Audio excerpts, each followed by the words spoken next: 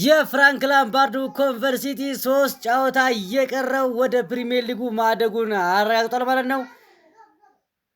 በጣም በሚገርመው ፍራንክ ላምፓርድ ይህን ክለብ ሲቀበል ማለት ነው ከወራጅ ቀጠና በ2 ነጥብ ርቆ ነበር ያለውና በዚህም መሰረት ኮንቨር ሲቲ ከ43 ጨዋታ 23 ጨዋታ በማሸነፍ 3 ጨዋታ እየቀረው በ86 ነጥብ ማለት ነው ወደ ፕሪሚየር ሊጉ የሚያድግበትን ነጥብ በማግኘት ትናንትና ኦፊሻሊ አሳውቋል ማለት ነው። ትናንትና በዚህ ልክ ሴሌብሬት እያደረጉ ነበረ።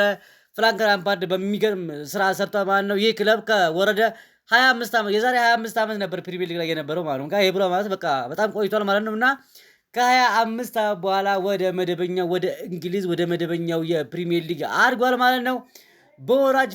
በወራጅ የምትፈተኑ ማን ናችሁ? ማለትም ፕሪሚየር ሊጉ ካደገ በኋላ ከወራጅ ቀጠና በመጡ ወይም በአዲስ አዳጊ የሚፈተን ክለብ ወዮልህ ማለት ነው። ይህ ኮንቨር ሲቲ ቀላል የሚባል ክለብ አይደለም። ዋጋ የሚያስከፍል ከወዲሁ ራሳቸውን አዘጋጁ ማለት ነው። ፍራንክ ላምፓርድ ኮንግራጁሌሽን ብለናል። ትችላለህ በርት እና በዛ ልክ ነው እንግዲህ ያው ፍራንክ ላምፓርድ ትናንትና ስራዋን ጨርሳለች ማለት ነው። እንግዲህ ያው ምንም ማድረግ አይቻልም። ዌልካም